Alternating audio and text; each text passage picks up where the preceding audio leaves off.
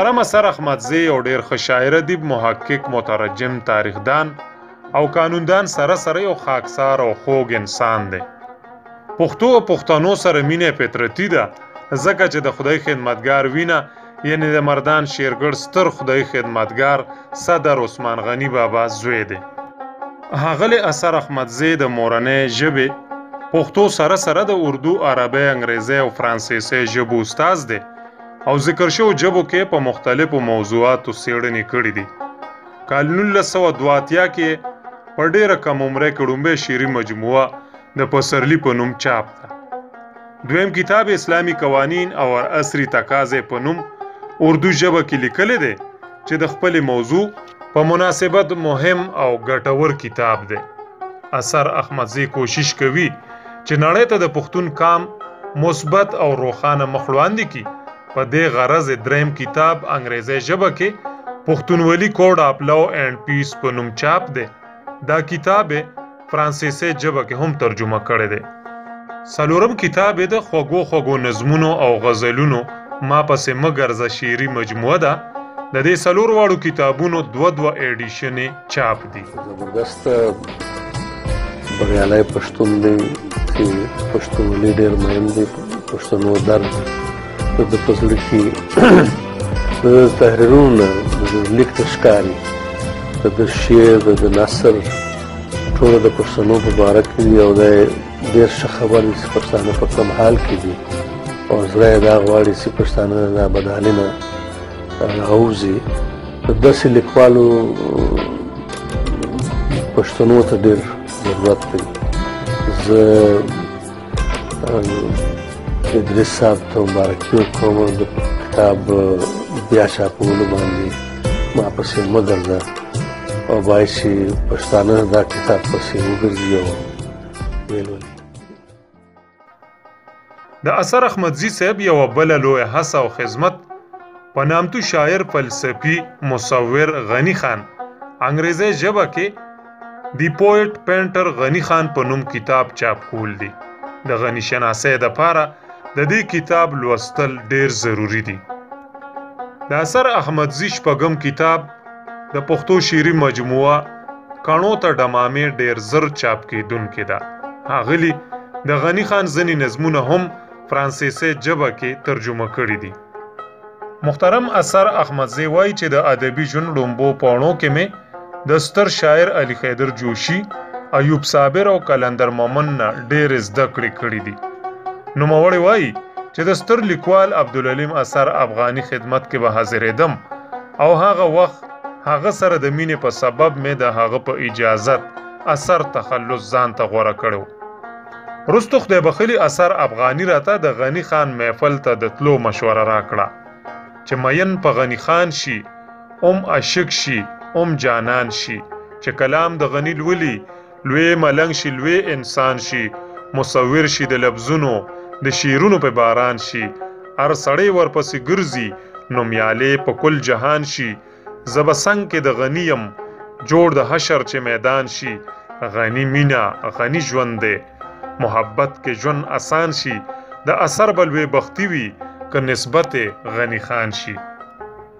محترم اثر احمدزي د غني خان د وزرو لاندې ډېر وخت تیر کړی دی او د هغه په رنګ خاکسار او درویش صفته انسان دی چې خبره د پستۍ د بلندۍ شي په هستۍ لکه اسمان په پستۍ خاک. اثر صاحب وایي چې د غني خان په محفلونو کې د ژوند په معنا او مفهوم پوه شم او هم دغه ځای کې غني خان استاد خیال محمد او گلزار علم سره ناستو پاستو کې د موسیقۍ راګونه او ټاټونه زده کړي دي. نوموړی د موسیقۍ په علومو ښه پوهه دی ځکه چې د اړوند ذکر شو سټو سره د موسیقۍ په هکله د بر صغیر لوی نوم استاد حامد علي خان او پښتو فلمي نړۍ ستر نوم عزیز تبسم نه هم زده کړي دي.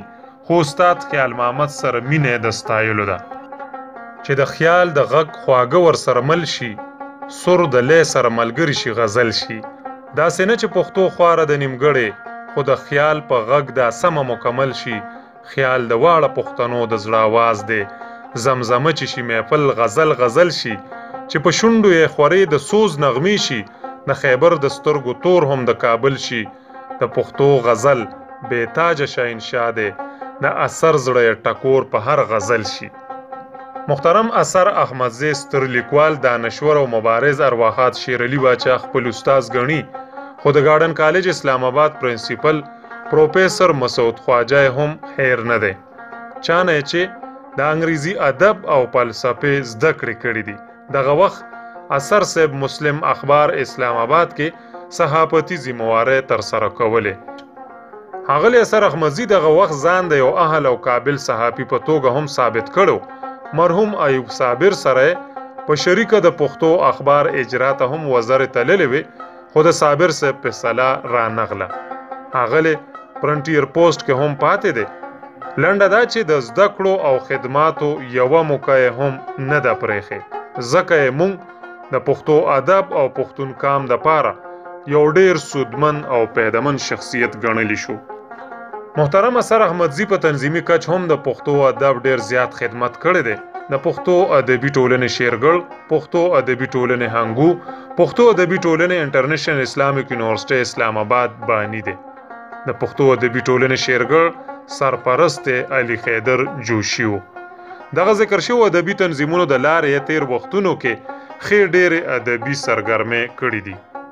د انټرنیشنل اسلامیک یونیورسټي او قائد اعظم یونیورسټي اسلام آباد پوزیشن هولډر طالب علم پاتې دی او هغه وخت یې پښتو ادبي سوسایټي اسلام آباد سره هم جوخت تړون پاتې دی او سره د خپلو نورو زلمو ملګرو به دلته ادبي دستورې درنولې.